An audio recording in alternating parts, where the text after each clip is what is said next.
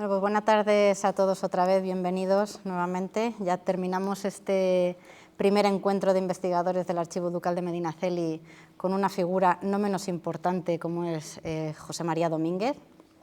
José María es profesor de Música del Barroco y Dramaturgia Musical en el Departamento de Musicología de la Universidad Complutense de Madrid y es miembro del Instituto de Teatro de Madrid, ITEM.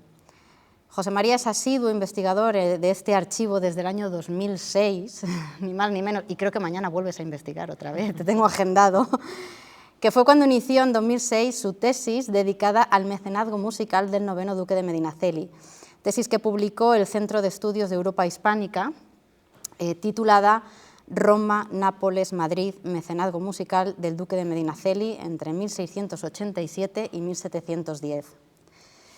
José María, entre otras muchas colaboraciones, es autor de la biografía de uno de los compositores más importantes y protegidos del noveno duque de Medinaceli, Alessandro Scarlatti, incluida en el diccionario biográfico degli Italiani, corrígeme si lo he dicho mal, de la editorial Treccani. Hoy nos presentará una parte de su investigación sobre la historia de la música a través de la figura del noveno duque de Medinaceli, desde un tipo de documentación tan rica e impredecible como puede ser la correspondencia. Gracias, José María. Muchas gracias. Efectivamente, mi charla va a concentrarse en la correspondencia del noveno duque de Medinaceli como fuente para la historia de la música. Es habitual que cuando un musicólogo va a un archivo donde no hay partituras, pues le digan que en ese archivo no se puede investigar sobre su tema de investigación. Pero afortunadamente la perspectiva o la concepción de la historia de la música cambió en los años 90, 80, 90, para abrirse más a la música como hecho cultural y no tanto como estudio de la partitura de un texto musical, ¿no? Y desde esta perspectiva el archivo de Medinaceli nos ofrece una riqueza inmensa que espero poder explicarles y transmitirles en esta charla. Comienzo con una introducción situando cronológicamente la figura sobre la que voy a hablar, el noveno duque de Medinaceli, que nació en 1660 en el puerto de Santa María, aunque pasó la mayor parte de su juventud en Madrid. Era hijo del octavo duque de Medinaceli, que llegó a ser valido, el equivalente de valido de Carlos II, entre 1680 y 1685. Estamos hablando del apogeo de la historia de la Casa Ducal. En 1685, precisamente, cuando su padre cae en desgracia ante Carlos II y se le invita a salir de Madrid, de alguna manera Carlos II restituye la gracia real hacia la casa en la figura de su hijo, en el noveno duque de Medinaceli. Así que en 1685 es enviado a Nápoles como general de galeras durante el virreinato del Marqués del Carpio. El general de galeras era un puesto muy elevado en la jerarquía napolitana. Y en 1687 se le nombra en un escalón todavía superior, embajador de Roma ante la Santa Sede, y va a Roma, donde permanece hasta 1696. En esta época, entre 1660 y 1691, cuando fallece su padre, él es conocido como octavo marqués de Cogolludo. El marquesado de Cogolludo era el título que tenía el heredero de la casa de Medinaceli, de la misma manera que hoy la princesa de Asturias tiene el título de heredera de la corona de España, ¿no? Pues hasta 1691, cuando fallece su padre, es el heredero del título y pasa a ser conocido como el noveno duque de Medinaceli. 1696 es nombrado virrey de Nápoles, un cargo muy anhelado desde su permanencia en Roma, y permanece en Nápoles hasta 1702, cuando es nombrado presidente del Consejo de Indias y llamado por Felipe V a Madrid. En 1710 cae en desgracia por las circunstancias políticas de la Guerra de Sucesión, es desterrado de Madrid, se le manda preso al castillo de Segovia, que era prisión de Estado, y después al castillo de Pamplona, donde fallece en 1711. Para la charla voy a utilizar esta guía cronológica para situarnos en las cartas que voy a ir citando, los documentos que voy a ir citando, y les recuerdo: 1787, Embajada de Roma; 1796, Nápoles; 1702, vuelta a Madrid. El periodo en el que me voy a concentrar es comprendido entre 1687 y 1702. Igual que Teresa ha iniciado esta mañana su charla hablando de unas advertencias, pues yo voy a hacer lo mismo, ¿no? Las advertencias eran los consejos que se le daba al nuevo virrey cuando era nombrado virrey. Pues bien, en unas advertencias conservadas en el legajo 24 del Archivo Histórico se lee lo siguiente. Antes de que sea nombrado virrey, dice el documento: «Es Nápoles muy amigo de los públicos espectáculos y magnificencias, y así se esmerará vuestra excelencia», o sea, es el consejero que está aconsejando al nuevo virrey qué es lo que tiene que hacer para ser un buen virrey, «y así se esmerará vuestra excelencia en las comedias, en los carnavales y en los pusilipos, y sin gastar nada de lo propio, solo con mostrar el gusto», y esta palabra gusto tiene un significado muy específico, se refiere al antepasado de la estética, ¿no? Es el momento en el que están haciendo la estética, y cuando se habla de gusto se habla de buen gusto, en sentido de admiración por las bellas artes. «Costearán el gusto de vuestra excelencia los caudales ajenos», o sea, dice el documento, solo con mostrar el gusto costearán el de vuestra excelencia los caudales ajenos, o sea que utilizando el dinero público de Nápoles usted podrá demostrar buen gusto en materia musical y de espectáculos. Dice, «y en medio de la alegría no distingue la multitud quien lo gasta, sino que bendice al que lo permite o lo fomenta», ¿no? Entonces es una advertencia muy elocuente del valor que tienen los espectáculos públicos en Nápoles. Y habla de comedias, pero comedias es el término que se utiliza en Italia para referirse a las óperas. Es el término que utilizan los españoles para referirse a las óperas, porque las óperas no dejan de ser un espectáculo teatral, y el término con el que se conocían al teatro en España era el de comedia, ¿no? Ir a la comedia era ir al teatro a ver lo que se representase fuera del género comedia, tragedia o de lo que fuera, ¿no? Pues bien, los virreyes de Nápoles fomentaron el cultivo del teatro y en particular de la ópera, como se puede ver en esta estampa del Teatro de San Bartolomeo, vista del teatro famoso de San Bartolomeo, que los distintos virreyes fueron reconstruyendo porque era un centro de gobierno, de alguna manera, de reunión de sociabilidades en torno al virrey, debido al gusto por la música que había en la ciudad y en toda la península, el gusto por la ópera italiana. Aquí he traído las portadas de dos libretos, los libretos de ópera, que son eran una especie de subtítulos, como los subtítulos, ¿no? Era donde se recogía el texto de lo que se cantaba luego en el teatro, y a esto es a lo que se refiere el documento que he leído antes. Esto sería la comedia, y este de aquí, si se dan cuenta, pone ahí Posílipo, ¿no?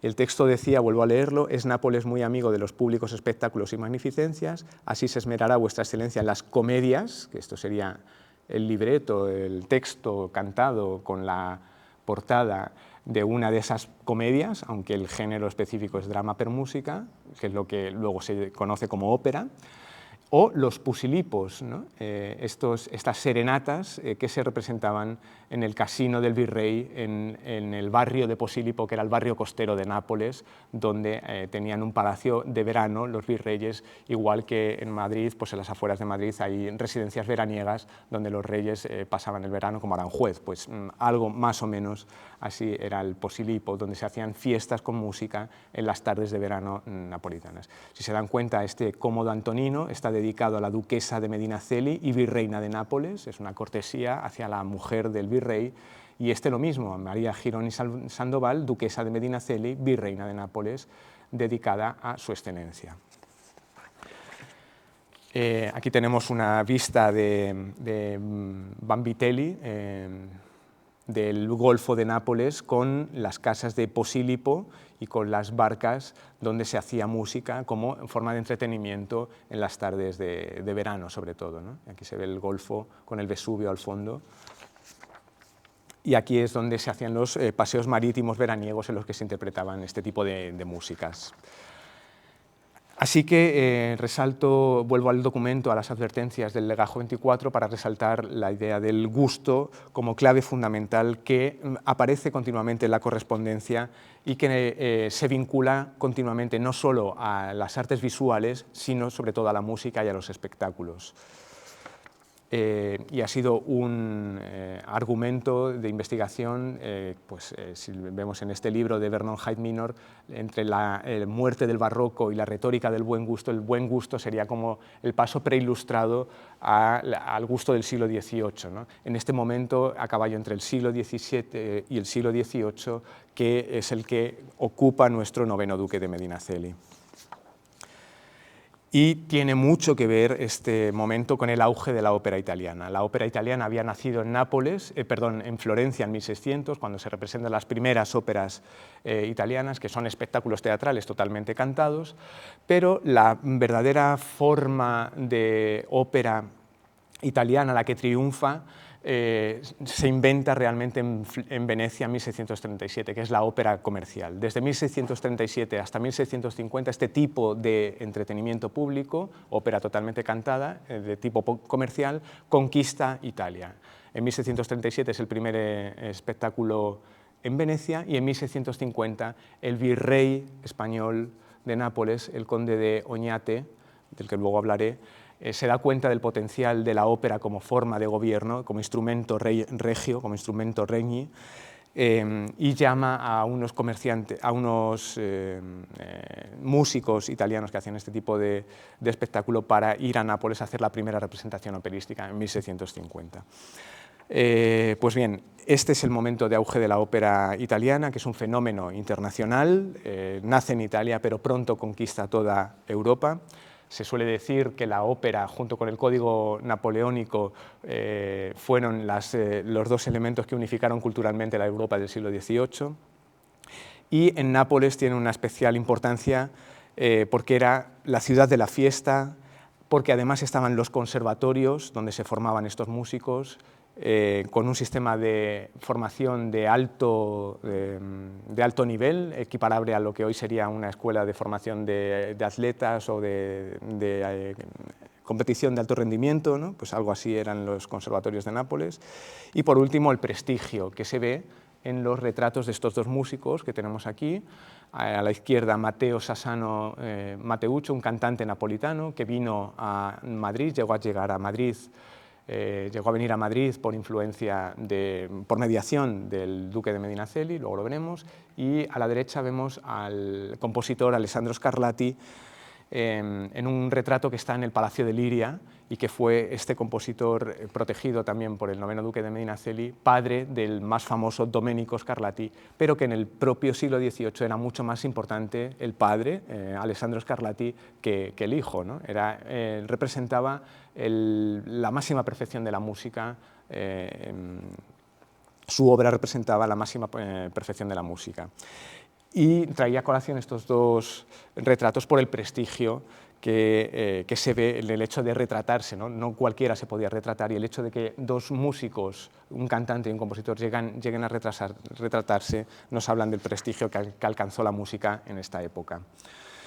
El objetivo de mi charla va a ser explicar la importancia de la correspondencia del noveno duque para la historia de la música, y la estructura que voy a seguir, la ven en la pantalla. Voy a hablar en primer lugar del gusto y mecenazgo musical en torno al noveno duque de Medinaceli, abundando un poco en esta idea que ya he presentado.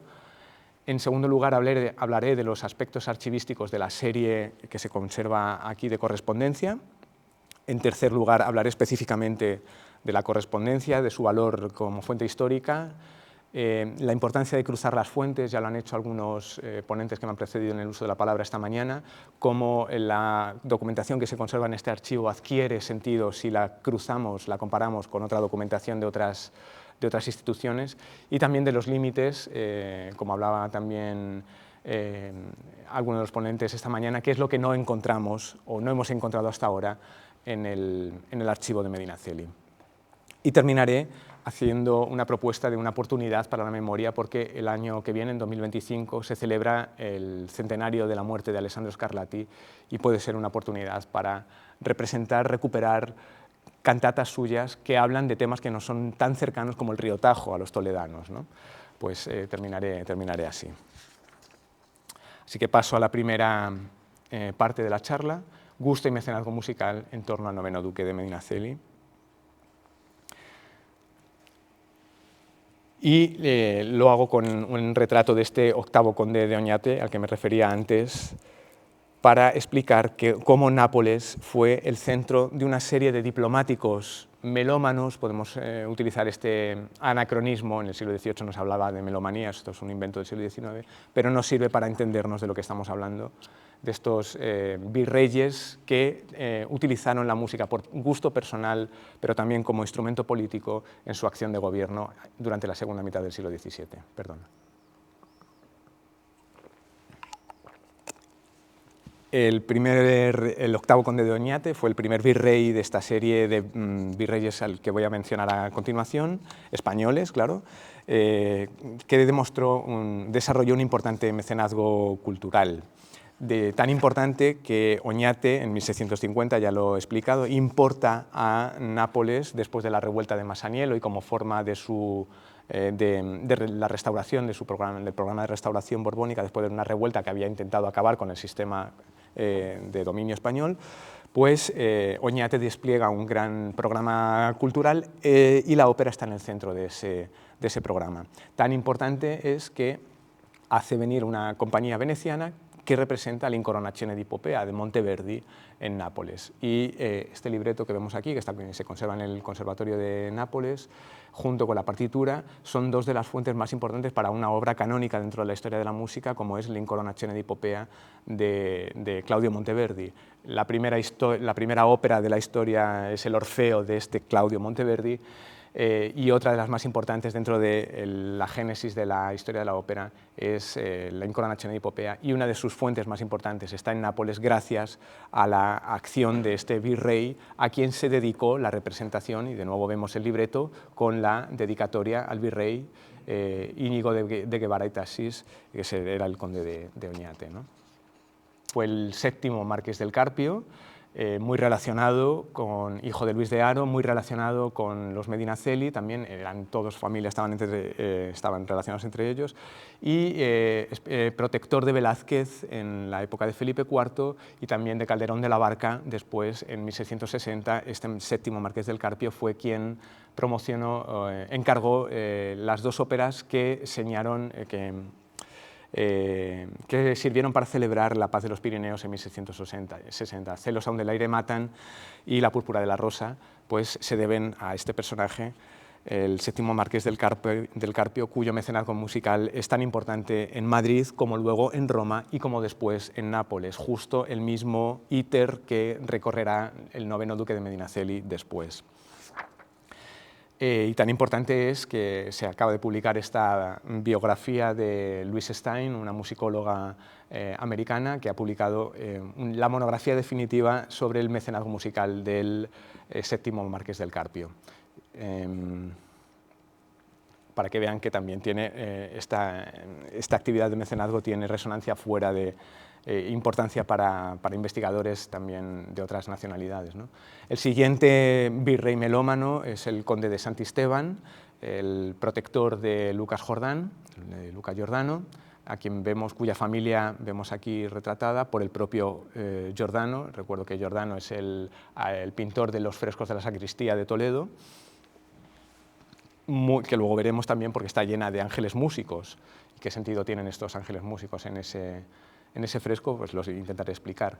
Y también el conde de Santisteban, muy consciente de la actividad que había desarrollado el marqués del Carpio, replica su modelo de utilización de los espectáculos como instrumento político, y vemos aquí una de estas óperas, la portada del libreto. Repito, eran los libritos de tamaño de bolsillo que se vendían en la entrada del teatro y donde estaban los datos de la representación, y luego el texto cantado que se podía seguir mientras se escuchaba la música, ¿no?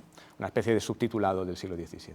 Pues aquí tenemos este Pirro y Demetrio de 1694, que se dedicó a la excelentísima señora doña Rosa Benavides y Aragón, que era la hija, lo dice aquí en la portada del libreto, hija del conde de Santisteban, virrey y capitán general de este reino. Otro de estos grandes melómanos, ya no me voy a referir a virreyes de Nápoles, salimos de la serie de virreyes de Nápoles, pero continuamos en este humus cultural de la Italia de la segunda mitad del siglo XVII, fue la reina Cristina de Suecia, que llegó a conocer a nuestro noveno duque de Medinaceli, le recibió antes de morir algunas veces en su palacio de Roma. Recuerdo que Cristina de Suecia abdicó de la fe protestante y se trasladó a vivir a Roma. Fue una gran mecenas de las artes, de Bernini sobre todo. Antes en Suecia había sido protectora de Descartes, el filósofo René Descartes. Y es una de las grandes impulsoras también de la cultura del barroco de la segunda mitad del siglo XVII, sobre todo en Roma.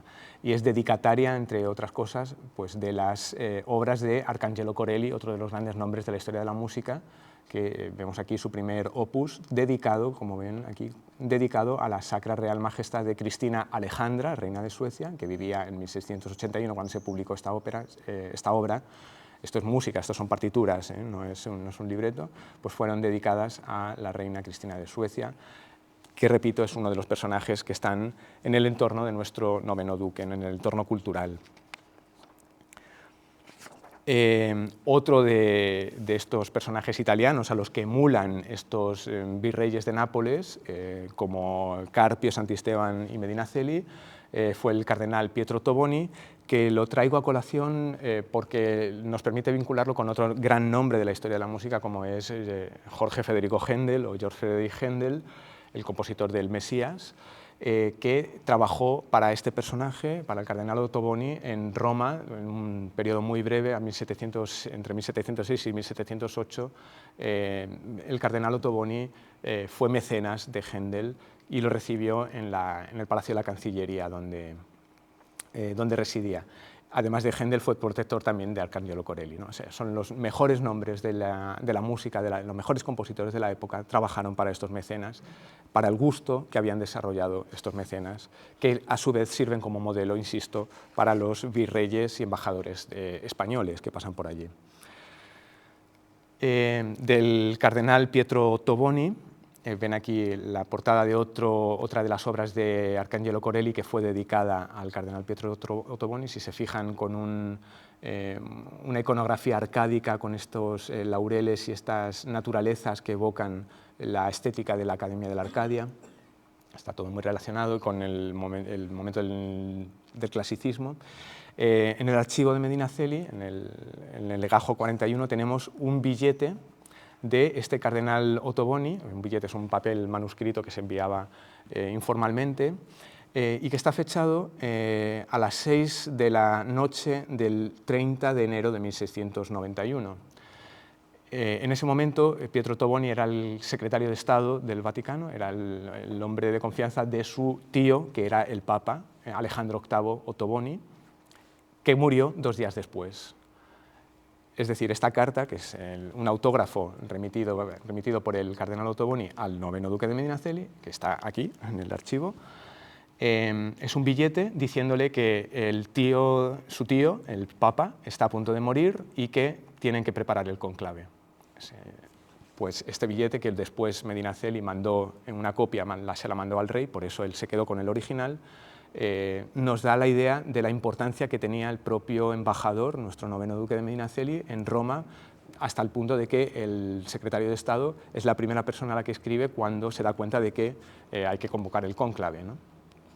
Y además de esta relación tiene que ver con el gusto, desde luego con la música, que era una afinidad que unía a los dos personajes. El marqués Ruspoli, que es otro de estos grandes mecenas, que acogió a Händel también en su palacio de la Plaza de 12 Apóstoles en Roma, y que se cree que Händel es este personaje que está aquí pintado en la recepción militar organizada por el marqués Ruspoli en 1708. El marqués Ruspoli financió a los ejércitos pontificios durante la guerra de sucesión, y Händel estaba por allí en esa época y se cree que es este personaje que aparece aquí retratado en este cuadro conservado en el Palacio Ruspoli. Otro de los grandes personajes es Lorenzo Onofrio Colonna, referente, modelo para el mecenazgo del noveno duque de Medinaceli. Si se dan cuenta, en este clavicémbalo que está en Nueva York, aquí abajo hay dos columnas que eran el símbolo de los Colonna, una de las grandes familias de la Roma también de la Roma de finales del siglo XVII, descendientes del gran vencedor de la batalla de Lepanto, que habían tenido varios papas entre sus antepasados, pues este clavicémbalo, un objeto musical tan precioso, tiene la iconografía de los Colonna en su base, ¿no? en los pies. Y ha sido estudiado por Valeria de Luca. Luego me referiré al archivo de la familia porque contiene también documentación sobre el noveno duque. Príncipe de Vaudémont, no me detengo en esto. La princesa de los Ursinos es el otro personaje en esta Europa del gusto musical de la que estamos hablando, que la vemos aquí retratada también. Y en esta serie de hombres y mujeres de destacado gusto musical podemos insertar a nuestro noveno duque de Medinaceli, que vemos aquí retratado en Las pompas funerales, un libro que hizo publicar por el fallecimiento de su madre, la duquesa de Cardona, y que es un grabado espectacular y es un libro impresionante. Termino con la importancia, para que se hagan una idea de la importancia del mecenazgo del noveno duque, señalándoles que el autor, el arquitecto de este palacio, no sé si lo reconocen, es el palacio de la Regia de Caserta, es uno de los palacios más grandes de Europa, que hizo construir Carlos III. Si saben cómo se llama el arquitecto se llama Luigi Vanvitelli, que es el hijo del pintor de estas vedute, Gaspar Vanvitelli. Pues bien, este arquitecto se llama Luis porque su padrino de bautismo por procura fue el noveno duque de Medinaceli. Nació mientras su padre estaba trabajando para él en Nápoles y accedió a acogerle a ser su padrino de bautismo, ¿no? Luigi Vanvitelli se llama Luigi por nuestro Luis de la Cerda y Aragón, noveno duque de Medinaceli. Y lo mismo ocurre con el hijo de Silvio Stampilla. Silvio Stampilla es el autor del libreto, es decir, del texto, es un poeta, un dramaturgo, el autor de este libreto dedicado a nuestra duquesa de Medinaceli. Se estrenó en Nápoles en 1699, se llama La Parténope. Parténope es una manera de referirse a Nápoles, y es el libreto que escogió Händel para escribir nada menos que Händel, para escribir una de sus óperas, que se estrenó pues, años más tarde en Londres. O sea, Händel, que era un hombre de teatro muy inteligente, debió de ver algo en este original para utilizarlo para su propia música, para componer su propia música. Pues bien, el hijo de Silvio Stampilla se llamó también Luigi Stampilla, porque su padrino fue el noveno duque de Medinaceli, en honor a su padrino, ¿no? Y bueno, avanzo porque si no, no acabamos. Y hay otros indicios que nos relacionan indirectamente a Luis de la Cerda también con el entorno de Händel, que es el compositor como más conocido o que más puede sonarnos dentro de la historia de la música. Pero vamos a avanzar porque si no, no tenemos. Sí. ¿Me avisas más o menos cuando? ¿Media hora? Sí, vale. Bien, pues decía que el noveno duque de Medinaceli está en el centro de la trayectoria de músicos fundamentales. Ya hemos hablado de los Scarlatti y también de Giovanni. Un momento, no tengo más adelante. Vale.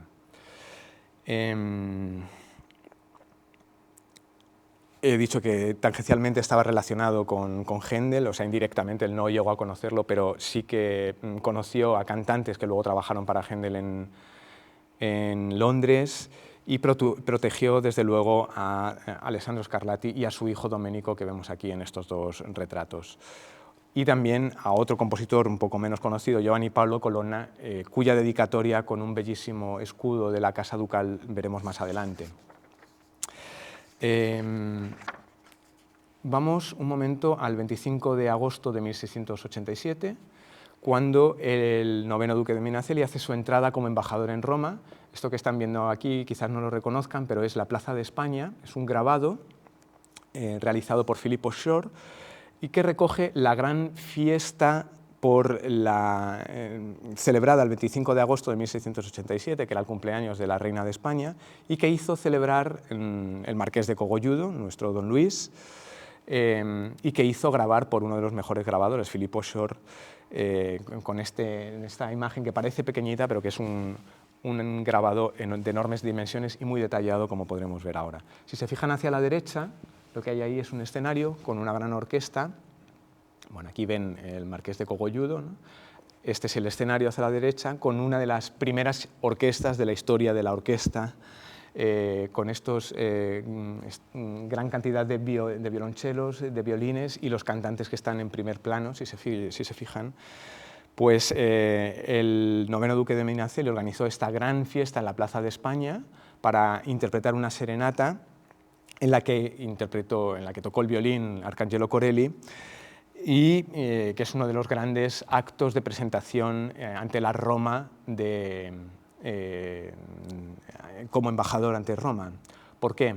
Porque Luis de la Cerda nunca tuvo permiso de Carlos II para hacer la entrada oficial, la entrada pública como embajador en Roma, debido a que desde el pontificado anterior se arrastraba un problema con la jurisdicción sobre el quartiere, sobre el barrio de la embajada de Roma, que durante mucho tiempo había servido para el contrabando y para robar, este es un término que aparece en la documentación, para robar al Papa, ¿no? para que las mercancías no tuvieran que pagar los impuestos, ¿no? Entonces, la franquicia del barrio de la Embajada de España en Roma, que era un barrio muy grande, o sea, no era solo el palacio, sino que la jurisdicción alcanzaba un barrio muy grande, fue eliminada por el Papa Inocencio XI Odescalchi, ¿no? Acabó con la franquicia de los embajadores, es decir, y con la jurisdicción. Restringió la jurisdicción de los embajadores extranjeros solo al palacio donde habitaba el embajador. Ya está. El resto del barrio ya no tenía derecho a franquicia ni tenía derecho a la jurisdicción del embajador. Pues bien, debido a este conflicto, al conflicto de los quartieri, que se llama, Carlos II nunca permitió a nuestro noveno duque que hiciera la entrada en público a Roma, que era como la puesta oficial, la entrada oficial de su mandato como embajador. Pero sí que estuvo 7 años encargándose de las labores, se dice, en privado, ¿no? Con una modalidad ceremonial que le impedía hacer determinadas cosas, pero no determinadas otras. Entonces Medinaceli utilizó la música para contrarrestar esa falta de una entrada pública, porque la entrada pública era una gran procesión que se hacía hasta el Quirinal para entregar las cartas credenciales que involucraba a toda la ciudad, ¿no? Era un momento de fiesta y de autorrepresentación muy importante para los embajadores. Como él no pudo tener ese momento debido a esta circunstancia política, organizó esta gran fiesta en la Plaza de España con música. De alguna manera conquistó el barrio de la embajada musicalmente o sonoramente, dado que políticamente no lo podía hacer de manera oficial, ¿no? Y no solo, como la música es un arte efímero, que se pierde en el tiempo, pues se encargó y se preocupó de dejar constancia por escrito y de publicar y difundir estas estampas que eran la manera de difundir los acontecimientos efímeros, ¿no? Pues bien, si nos fijamos, la música tuvo una gran importancia y si se dan cuenta también hay una gran cantidad de símbolos y de emblemas, de emblemática que hacen referencia al sol, que hacen referencia a la flor de lis. Si se fijan aquí, la flor de lis, que es por una parte una referencia a la reina, pero también por otra parte una referencia a la propia casa de Medinaceli. Tenemos la flor de lis en el escudo de los Medinaceli. Y el sol como Apolo, como protector de las musas, el sol como el rey de España, pero también como sí mismo, ¿no? como el propio noveno duque. Y hay detalles en este grabado, si se amplía un poco, hay detalles preciosos de cómo se escuchaba esta música en la Roma del siglo XVII.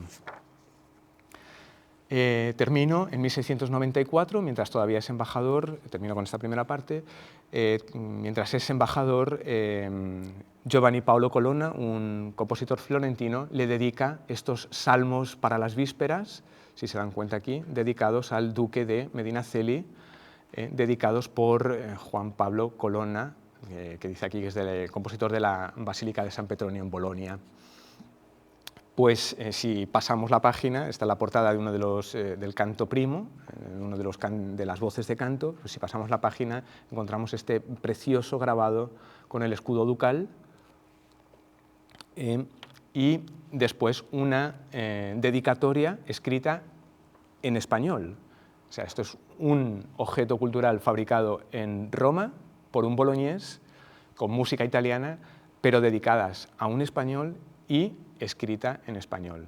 Tanto es así que se recogen todos los títulos de don Luis Francisco de la Cerda antes de entrar en el propio texto de dedicatoria de esta colección de música. Esto es música para los salmos de vísperas, ¿no? Se cantaba, ¿no?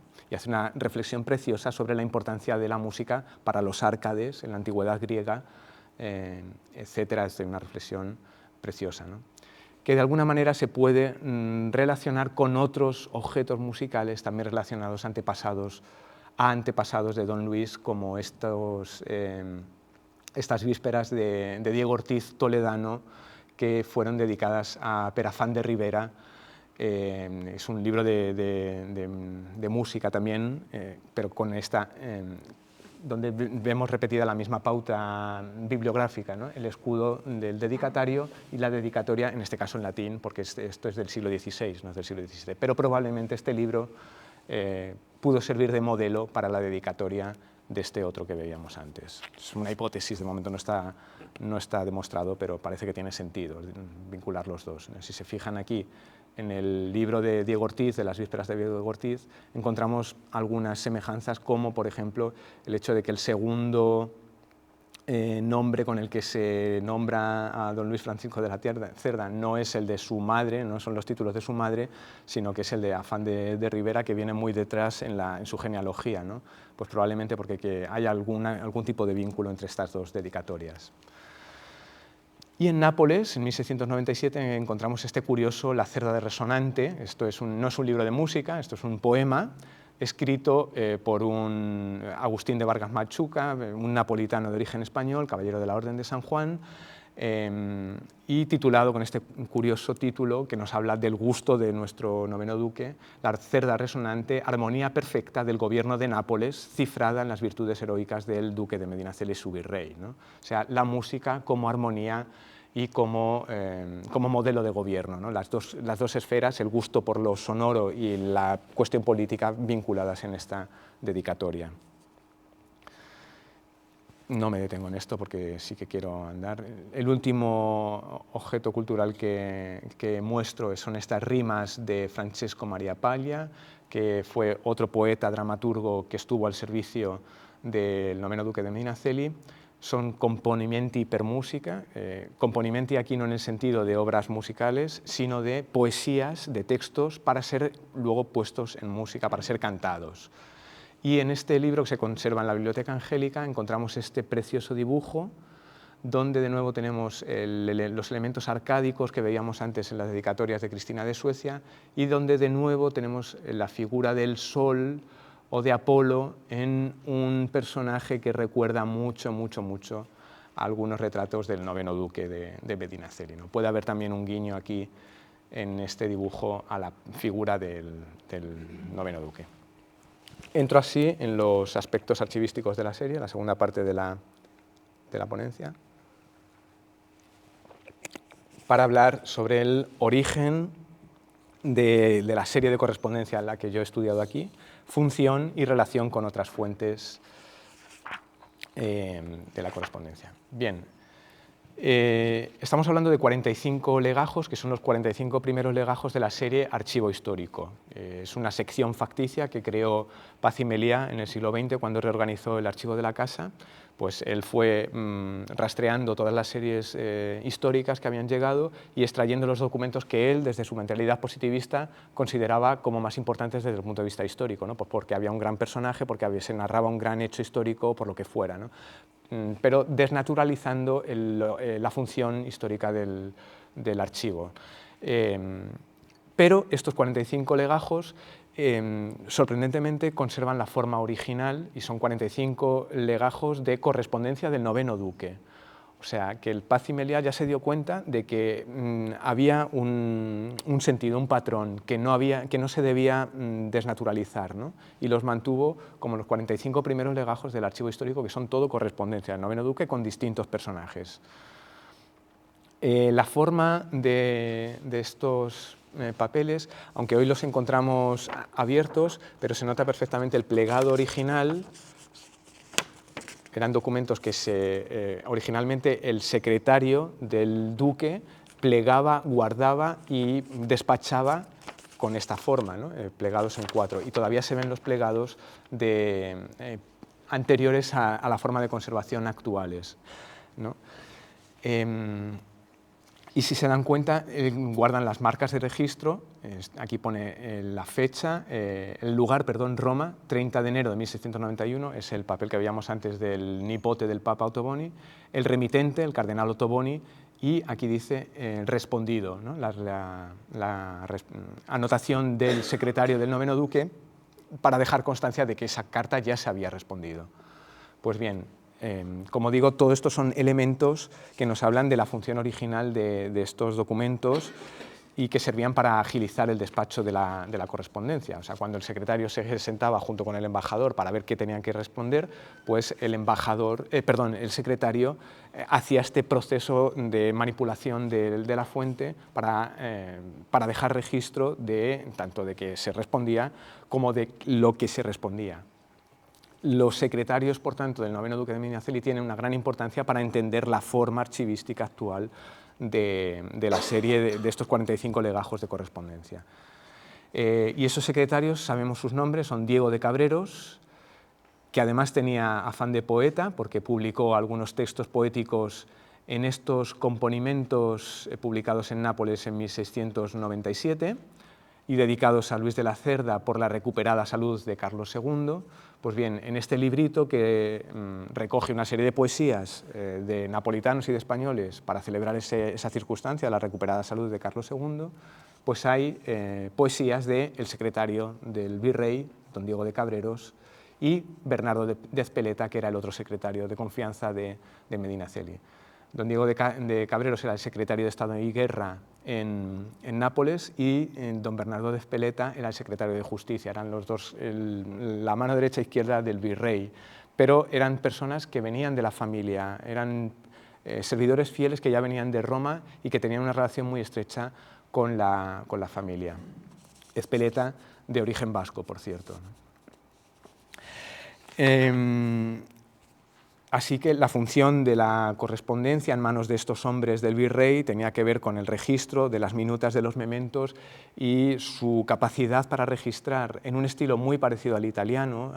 Yo creo que esos 45 legajos están construidos con una forma mentis muy parecida a la de los nobles italianos. Pues ellos la aprendieron rápido y gestionaron esa documentación según este sistema, ¿no? Como digo, es un trabajo muy minucioso el que hicieron y la manera de archivar la documentación es el mismo sistema que se encuentra en los billetes originales del Archivo de Estado de Nápoles.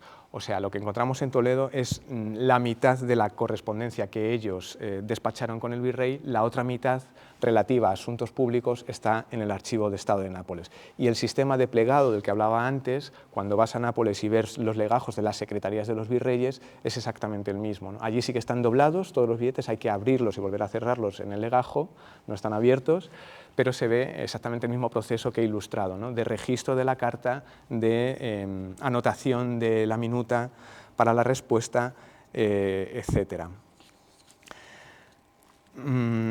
Y además la serie de Toledo se complementa con otra parte conservada en distintos lugares. El más importante es la Biblioteca March de Mallorca, donde se conservan los volúmenes que en Roma encuadernó Agostino Nifo, que era otro de los secretarios de Medinaceli.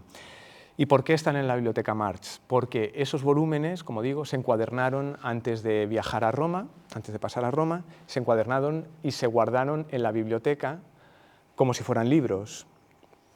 Cuando la biblioteca se vendió en los años 60, después de que se vendiera también el Palacio de Madrid, lo compró Bartolomé March, que vemos ahí a la derecha su ex libris, pues estos volúmenes, que son documentación de archivo pero encuadernada como libro, acabaron en la biblioteca de Bartolomé March en Palma de Mallorca. Y el resto de documentación generada en torno a don Luis de la Cerda, de interés musical, está disperso por distintos archivos, como el de la Iglesia Nacional Española en Roma, el Ministerio de Asuntos Exteriores, que ahora está en el Archivo Histórico Nacional, etc. Lo importante, vuelvo a los legajos 1 a 45, es que son series prácticamente completas, organizadas por lo que los italianos llaman carteggi, que sería por corresponsales, es decir, por ejemplo, pues con el rey de España hay 3 legajos completos de todo lo que se mandaba y se recibía del rey de España. Con el príncipe de Vaudémont, que era el gobernador de Milán, hay otro legajo, con toda la correspondencia que se enviaba y que se recibía, los originales y las copias. Así que cada corresponsal, cada personaje tiene su legajo o legajos. Entonces, lo que se conserva aquí es lo que se recibía, pero también la minuta de lo que se respondía, para tener la serie completa y poder volver fácilmente sobre los argumentos que se habían tratado, los problemas o los temas que se habían tratado. Así que el negativo de cada uno de estos 45 legajos está en el archivo del corresponsal, o sea, de la persona a la que se mandaban las cartas. Y encontramos correspondencia de nuestro noveno duque expandida por todo el mundo. En el Archivo Medicero de Florencia está el negativo de los 3 legajos de correspondencia que hay con el cardenal de Medici, por ejemplo.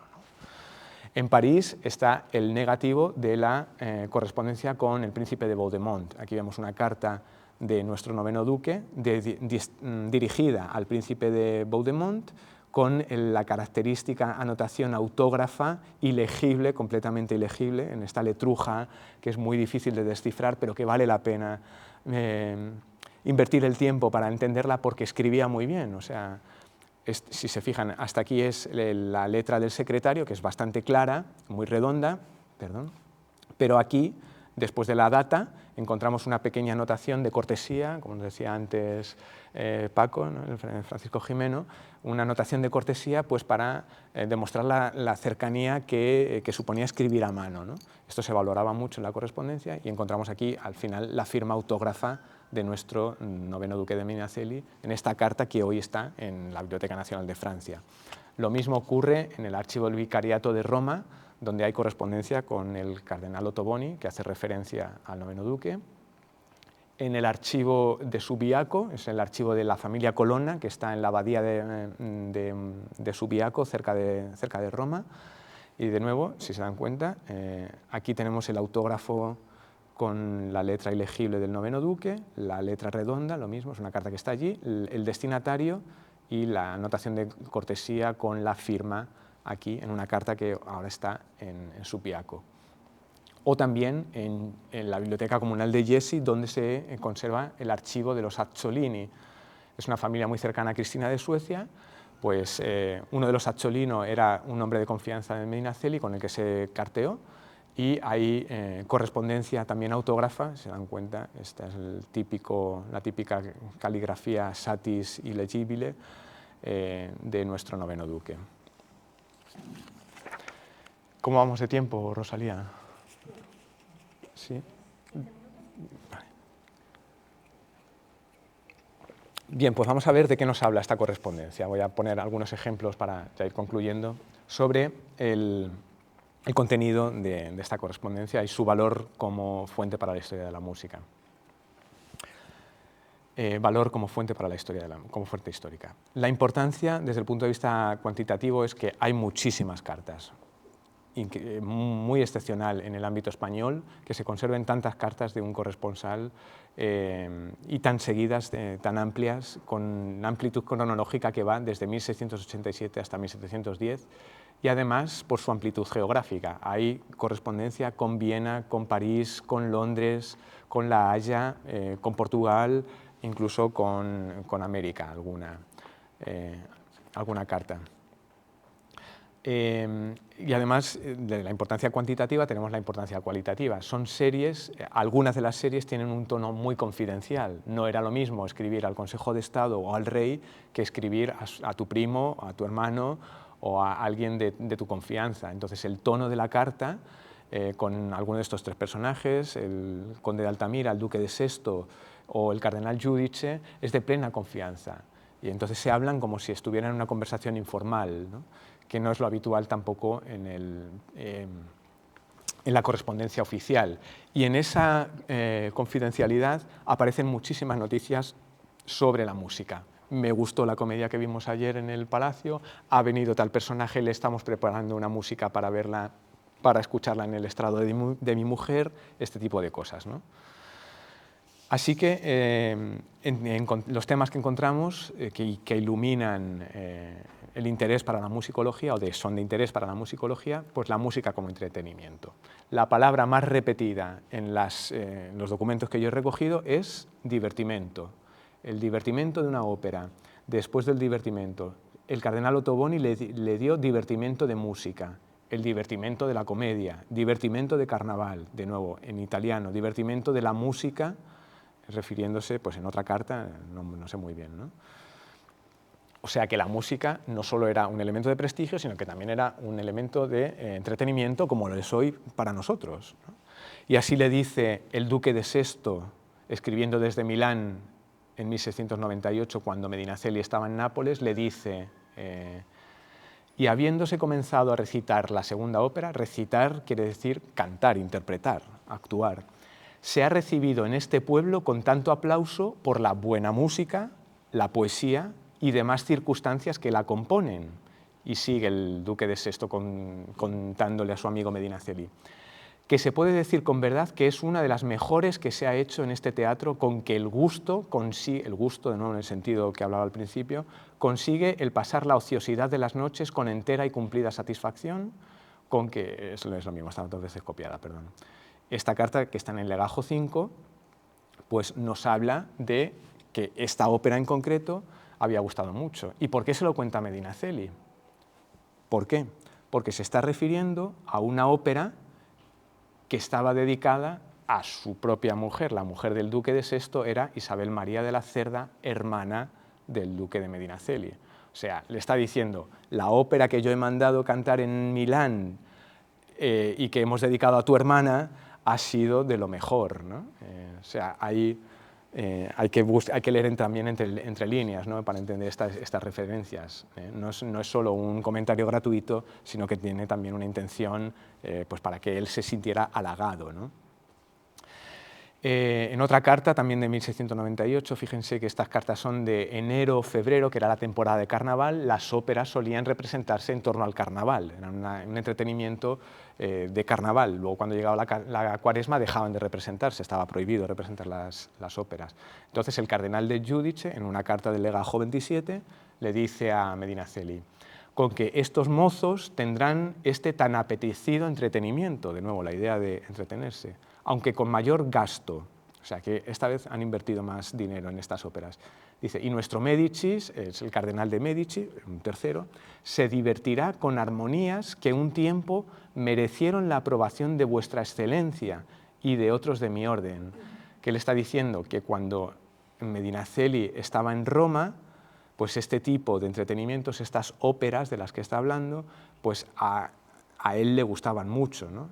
O sea, que se acuerda de él, de cuando iban juntos a la ópera, cuando estaban los dos en Roma, es más o menos lo que viene a decirle, ¿no? Cuando dice otros de mi orden, se refiere a la orden de los cardenales, que también les gustaba mucho este entretenimiento. El cardenal Ottoboni, cardenal de Medici, cardenal Giudice, fomentaban este tipo de música. Otro ejemplo, 15 de enero de 1695, desde Roma escribe al cardenal Medici y le dice, nuestro Medinaceli, es este el que escribe ahora, dice, voyme a la comedia, me voy a la comedia, me voy a la ópera, que sirve para divertir los malos humores, ¿no? Y aquí una ligera, una sutil referencia a la teoría de los humores de la medicina clásica galénica, y cómo la música o el entretenimiento nos aleja de los malos humores y de la cotidianeidad, la dura cotidianeidad de la política romana, ¿no? Otro tema del que nos habla la correspondencia es los espacios y los modos de consumo, de fruición. ¿Cómo se escuchaba esta música? Hoy escuchamos la música con el podcast, con los auriculares, pero ¿cómo se escuchaban estas músicas? Pues en 1690 le dice Medinaceli a Juan Carlos de Bazán, le dice, como no hubo comedia, porque ya están en abril, en la época de Cuaresma, y no podía haber comedia, no podía haber óperas, dice, como no hubo comedia, se le dio al señor neoburguense, al embajador de Neoburgo, el martes una música en el estrado de mi mujer, o sea, en un pequeño escenario que había en la habitación del cuarto de la embajadora, en este caso, estamos en Roma en el periodo de la embajada, ¿no? Dice, donde estuvo a farne mille grazie, atención aquí que cambia al italiano, ¿no? Le hace un guiño. Dice, el señor de Neoburgo vino a darnos las gracias y a pasar un rato con nosotros, ¿no? Pero se lo dice en italiano, ¿no? A farne mille grazie. Y también un muchacho que está aquí, que algunos dicen que es hijo del rey de Dinamarca, y las camaradas de ambos, y Liechtenstein, que es el embajador alemán, bueno, austríaco, y los demás que arrastraron estos señores, o sea, una gran cantidad de gente, y atención cómo lo describe, todos ellas, con ellas y ellos, lenguaje inclusivo, con lo que había en el estrado formaron un teatro de Babel, claro, estaban franceses, alemanes, españoles allí reunidos, ¿no? O una vella, una vigilia, dice, a la usanza de este país, como se hace aquí en Italia, ¿no? Con que la noche se pasó medianamente bien y nuestro cuñado, este Neoburgo, porque era hermano de la reina de Neoburgo, no era el embajador, perdón, era el hermano de Mariana de Neoburgo, por eso le llama nuestro cuñado, ¿no? Estuvo gustoso, de nuevo la idea del gusto, central en todas las referencias, oyendo a los ruiseñores del Tíber, que no son los pájaros, sino que son los cantantes que cantaban a las orillas del río Tíber, mientras disponía su partida a beber buen vino del Rin, ¿no? Mientras se preparaba para volver a su patria. Pues esta carta preciosa está en el legajo 9, ramo 3, carta 50 de la antigua numeración, que seguro que ha cambiado últimamente. Circulación de partituras, pues también me ha gustado, no he podido estar en la ópera, pero por favor mándame la partitura, está documentado aquí. Biografías de cantantes y compositores, pues el duque de Sesto le pide a Medinaceli que le mande a los mejores músicos napolitanos porque la reina quiere hacer una ópera a finales del reinado de Carlos II, en 1699. La reina, consciente de la importancia que está cobrando la ópera italiana, quiere hacer una ópera en italiano en Madrid y necesita a los mejores músicos de Italia. Entonces él utiliza al duque de Sesto para formar una compañía de músicos y traerlos a Madrid. Algunos de ellos llegan a Madrid, incluido el compositor, otros no, se quedan por el camino, y con la mala suerte de que Carlos II se muere en la temporada para la que se iba a representar esta ópera italiana, que hubiera sido la primera ópera italiana completamente cantada en España, de no haber sido por la muerte de Carlos II, que se murió el 1 de noviembre de 1700, y la temporada habría empezado poco después, la temporada de carnaval, ¿no? De 1700 a 1701. Pues bien, este documento, el legajo 5, con la lista de los músicos que había que mandar desde Nápoles, está también aquí, ¿no? Y por último, cuestiones sobre la modernización del gusto en España. Voy pasando. Cuestiones de coleccionismo y de la huella cultural. Fíjense, hace poco me llegó una alerta de la publicación de este artículo en el Journal of Roman Archaeology, que habla de una musa de Zenón que está en el Museo de Guadalajara. ¿Cómo llegó esa musa a Guadalajara? Pues en este artículo lo documentan relacionándolo con el mecenazgo cultural del noveno duque de Medinaceli. Y creo que los autores han tenido relación con la fundación porque la citan varias veces en el artículo. citan lo que hemos publicado sobre mecenazgo musical del noveno duque de Medinaceli y contextualizan la llegada de esta estatua a esta colección en esta importante acción de mecenazgo. Límites, ¿qué no encontramos ya voy terminando, qué no encontramos en la correspondencia? Pues referencias, por ejemplo, a la pertenencia a la Academia de la Arcadia. El duque de Medinaceli fue uno de los primeros arcades aclamados en la Academia de la Arcadia, que es como la primera república de las letras en el siglo XVIII, una reunión ficticia de personajes muy destacados en el ámbito de las letras en Europa. Pues a Medinaceli lo nombraron arcade en 1696, pero en la correspondencia no he visto ninguna referencia a esta circunstancia. Sin embargo, los libretos sí que se hacen referencias indirectas a la pertenencia de la Arcadia. En esta dedicatoria de la Dafni, que fue dedicada a María de las Nieves y Sandoval, a la virreina, se habla de la Arcadia. Aquí, ¿no?, hay un cierto guiño, pero en la correspondencia no aparece nada. Escasez de documentación administrativa, no hay pagos, o por lo menos en las series que he visto yo no encontramos pagos que son importantes para... Hay algunos muy sueltos, ¿no?, donde se dice que se pagó por haber habido música en el cuarto del marqués de Aitona, por ejemplo. Esto es en la sección contadurías, pero es muy excepcional. Y esta es una fuente muy importante para documentar cuándo se representaban estas serenatas o estos entretenimientos musicales. Y que sí que estas series sí que están, por ejemplo, para otros nobles, como esta cuenta que está en el Archivo Histórico de la Nobleza, nuestros vecinos, en el fondo de Osuna, y que es una cuenta muy exhaustiva de otro noble, del conde de Lemos, donde se registran casi día por día los pagos que hubo por cualquier cosa, y entre ellos los pagos musicales, ¿no?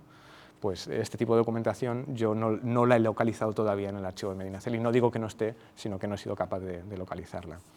Escasez de inventarios, hemos visto que para el 19 hay muchísimos, para el 18 creo que pocos, más allá de lo que publicó Vicente Lleó, yo no he localizado más. Tampoco ha sido mi prioridad, porque ya solo la correspondencia requiere mucho tiempo y mucho esfuerzo, pero tener inventarios sería importante no solo por las pinturas, sino porque en los inventarios están las bibliotecas, y en las bibliotecas nos dicen si había partituras o libretos como los que he mostrado, ¿no?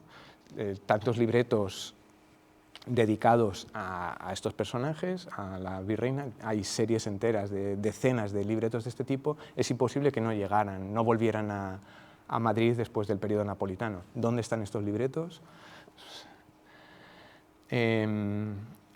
Y bueno, avanzo hacia la última parte de la ponencia, una oportunidad para la memoria, Alessandro Scarlatti en 2025, para demostrar algunas de estas partituras.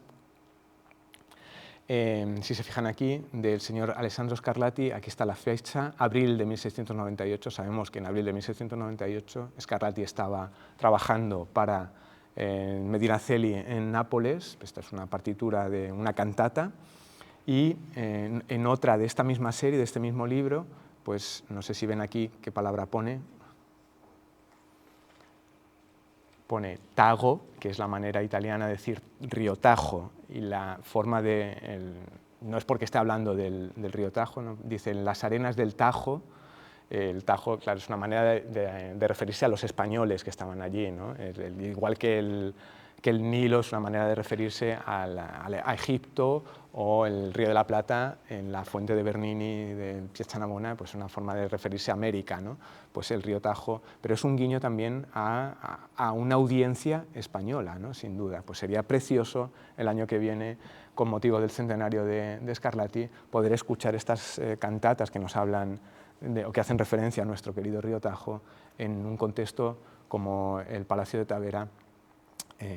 Aquí de nuevo se habla del Nobile Tajo, que conserva documentación que nos ayuda a entender qué sentido tenía esta música para quienes la escuchaban en el siglo XVII y en el siglo XVIII.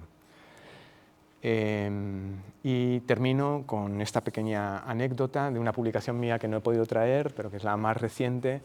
Es un libro colectivo sobre Alessandro Scarlatti que han publicado en alemán, un instituto que está en Roma, pero lo han publicado en alemán porque es el Instituto Germánico de Instituto Histórico Germánico de Historia Alemán, y lo traigo a colación porque el capítulo que yo propuse para este libro yo lo titulé Las óperas de Alessandro Scarlatti, porque es un monográfico sobre Alessandro Scarlatti, yo lo titulé Las óperas de Alessandro Scarlatti bajo el mecenazgo de Medina Celi entre 1787 y 1702. Pero ellos lo tradujeron, el título, modificándolo sin mi permiso, pero con muy buen criterio.